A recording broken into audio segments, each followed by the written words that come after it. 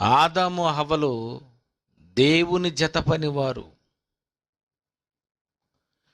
దేవునికి పిల్లలు కావాలి. ఆ కావలసినటువంటి పిల్లలను కనే బాధ్యత స్త్రీ పురుషులు ఇద్దరి మీద దేవుడు పెట్టేశాడు.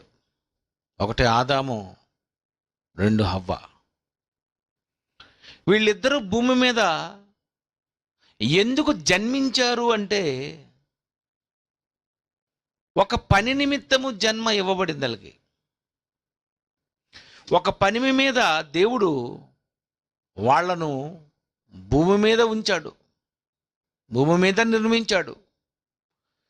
ఏంటి వాళ్ళు ఏం పని చేయాలంటే దేవునితో జత పనివారుగా ఉండాలి.